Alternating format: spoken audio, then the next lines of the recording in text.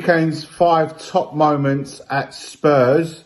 The first has to be undoubtedly his first ever goal for Spurs, which was in a win back in the season 2013-2014, in a 5-1 win against Sunderland. I think it was Tim Sherwood in charge back then. That's how far back it feels like a lifetime ago. So undoubtedly, and certainly for sure, that has to be the number one. Scoring your first Premier League goal has to be amongst the top moments for any player, even more so if you're a striker. The second most favourite moment or iconic moment probably for him has to be that free kick at Aston Villa. He came on the hour for Adebayor. I remember the fans having to screaming for him to come on. You know, they were saying, get Kane on, get Kane on. And I remember Adebayor was our first teamer back then. And I think we had Soldado, who was also ahead of him. So Kane was in the pecking order behind both Adebayor and Soldado in that team at the time. I remember Pochettino being under some severe pressure, serious pressure. So he had to play that hand because he was losing 1-0 at Villa Park, and Kane was brought on. I remember Chadley getting the equaliser at that time. And in the last minute, of course, there was a free kick outside the box. And I remember it really well. Harry Kane, with his number 18 at the time, he took on the responsibility to take that free kick on. And he just banged it top bins. There was a slight deflection on the wall, but it went in, and Spurs got that win 2-1. It was a massive moment for both himself, for the team, and of course Pochettino at the side. So for sure, that has to be amongst a top moment for him in that particular moment. Number 3 of the top moments for Harry has to be the following season, where by this point now he's an established player for Spurs, and under Pochettino, he's really hitting the ground running now.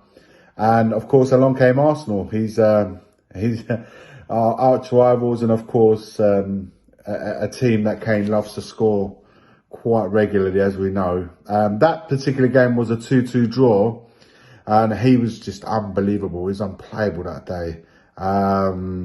You might remember the goal itself. He got the ball on the back heel from Dele Alli, and as he turned to go towards the goal, he absolutely bends it round the spinner.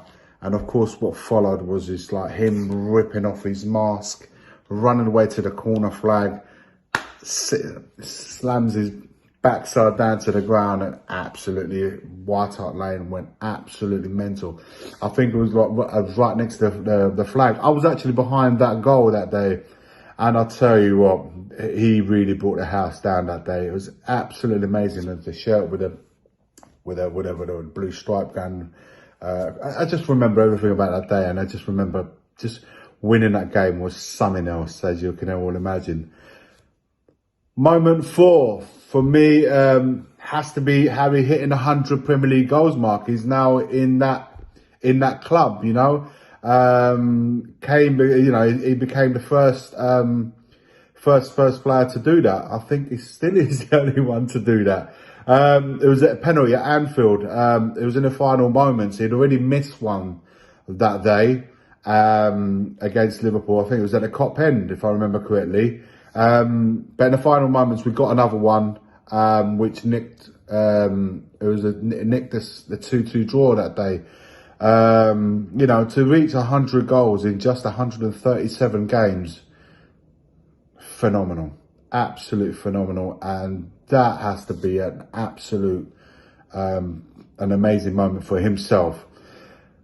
Last one, number 5, and it's my personal favourite one, was the 1st of January back in 2015. Home game against Chelsea. We win 5-3. Yeah, it was 5-3. Yeah, 5-3 at White Hart Lane. Absolute rocking night. New Year's Day. I remember it vividly.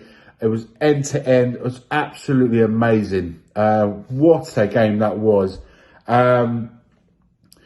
Harry Kane got 2 goals that day. The first one, he evaded the challenges of 3 defenders. He was surrounded by them. He managed somehow to trickle himself out of that, and then it's absolutely bang one. Slotted it straight in. Absolute quality goal. And it was a Harry Kane who's just full of beans that night. As was Spurs, to be quite honest with you.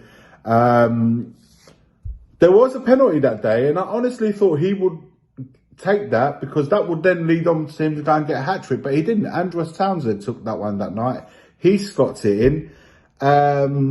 Like I said, the atmosphere was then rocking, and then he goes and gets himself another one, which is him going past Matic, I remember. He actually turned him and then just slotted another one in.